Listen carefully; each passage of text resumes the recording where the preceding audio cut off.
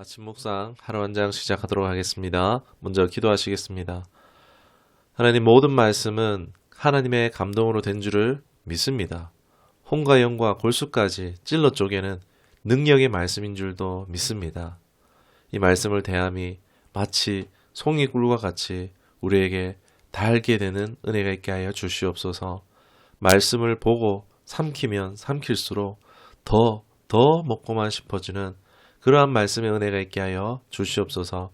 그 말씀의 능력으로 새롭게 하시고 복되게 하실 줄을 믿사옵고 우리 구주 예수 그리스도 이름으로 기도드리옵나이다. 아멘. 오늘은 사사기 2장을 보도록 하겠습니다. 성경을 펼쳐서 함께 보시면 좋겠습니다. 2장 16절 17절 말씀만 보도록 하겠습니다.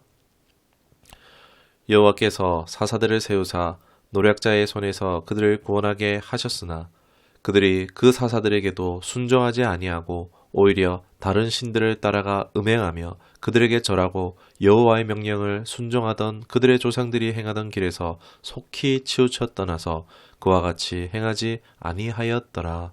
아멘. 드디어 사사기의 주인공은 아니지만 주인공 같은 사사가 2장에서 소개가 되어지고 있습니다.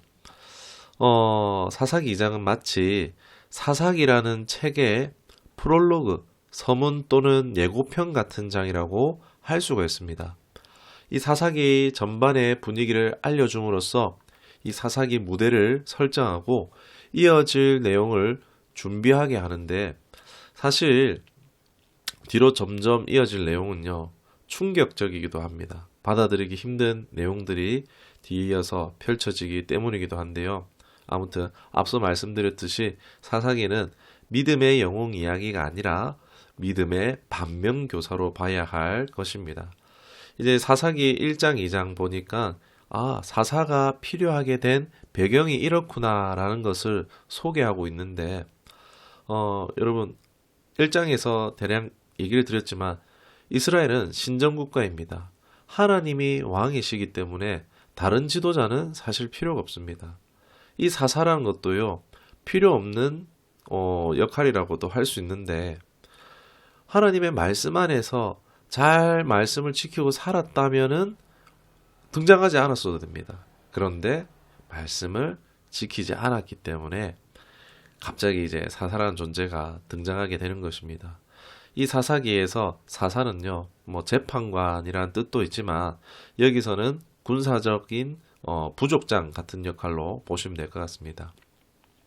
자, 내용을 한번 살펴보면 좋겠습니다. 성경을 펼치고 눈으로 따라오시면 좋겠습니다.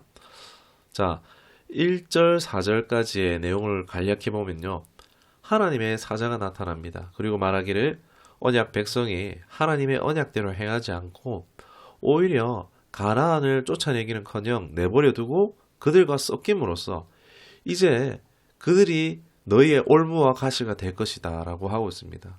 그러니까 이제 사건의 원인과 발단을 분명하게 밝히고 있습니다. 이어서 5절에서 10절의 내용은 어떻습니까? 이때 여호수아와 함께 했던 하나님을 경험했던 이제 세대들은 이로 인해서 회개합니다.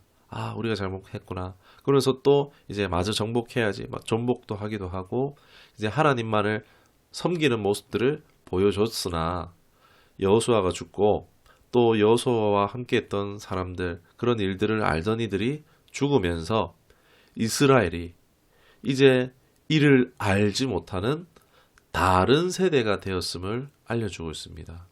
어느 정도 이 정황을 파악할 수가 있겠죠. 이제 11절에서 23절의 내용이 무엇인가?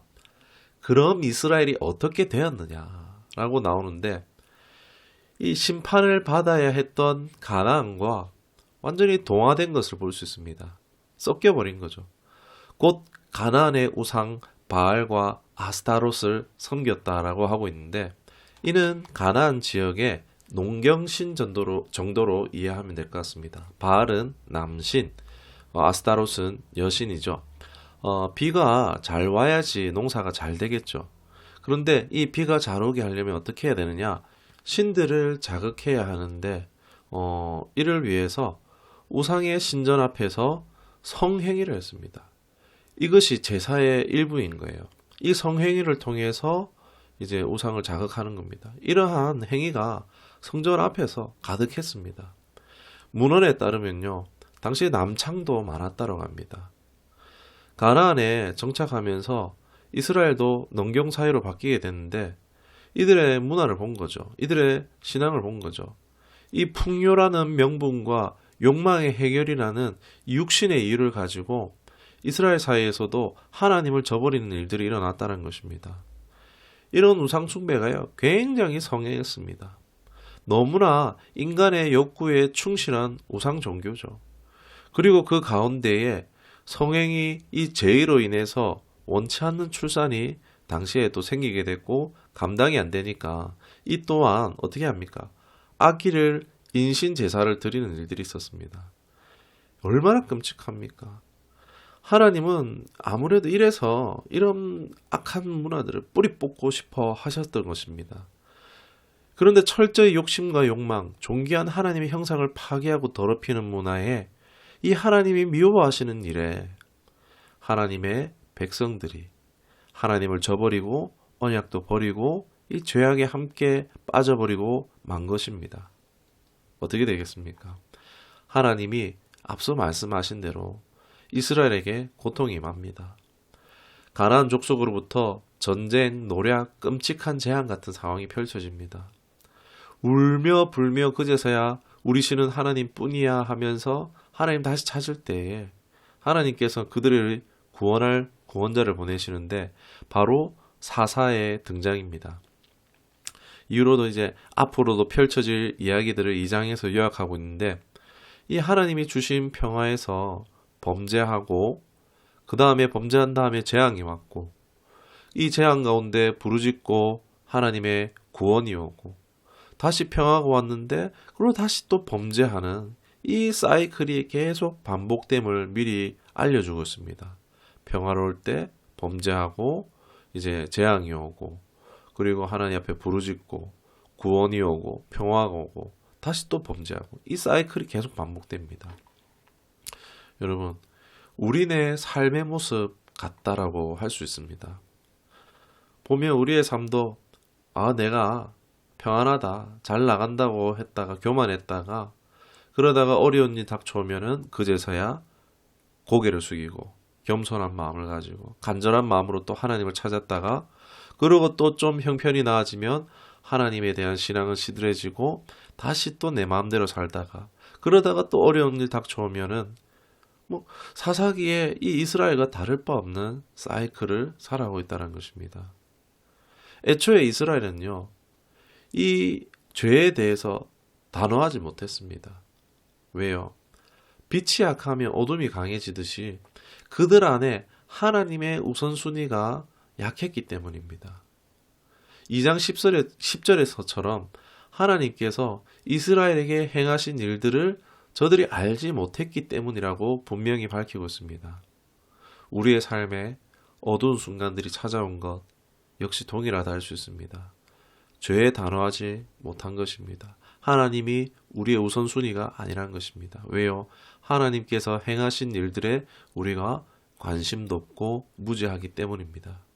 2023년에 이 하나님의 행하신 일이 무엇인지 우리가 알 때에 우리가 반응할 수 있겠죠. 하나님이 이런 일을 하셨어? 하면서 감사하든지 하나님의 이런 희생이 놀랍다 하면서 감격하든지 또는 사랑하며 나아갈 수 있겠죠.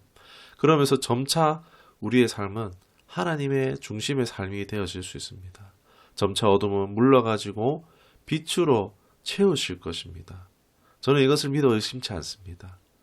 2023년 여호와를 알자, 힘써 아는 한 해, 그 보내신 자 예수 그리스도를 아는 한 해, 그리하여 하나님 중심으로 축복된 삶을 살아갈 수 있기를 주님의 이름으로 축원합니다. 기도하겠습니다. 하나님, 하나님의 백성들의 그 눈물과 고통에 신음함을 들으시고 어둠과 저주와 사망에서 건져내시는 구원의 하나님, 은혜 감사드립니다. 그 하나님이 주시는 평화와 평강을 사모합니다. 우리 역시 다시 이 죄의 멍에에 끌려가지 않기를 원합니다. 이 죄의 고통의 사이클을 끊어버리기를 원합니다. 주께 더 가까이 하나님을 더 알기를 예수를 더 알기를 사모하는, 갈망하는 내 자신이 되기를 원합니다. 죄의 유혹보다 더 강한 예수 갈망, 예수 목마름으로 2023년 사망에서 생명으로, 저주에서 축복으로, 혼돈에서 평강으로 옮겨지는 은혜의 해가 복된 한 해 되게 하여 주시옵소서. 감사드리며 예수님의 이름으로 기도드리옵나이다. 아멘.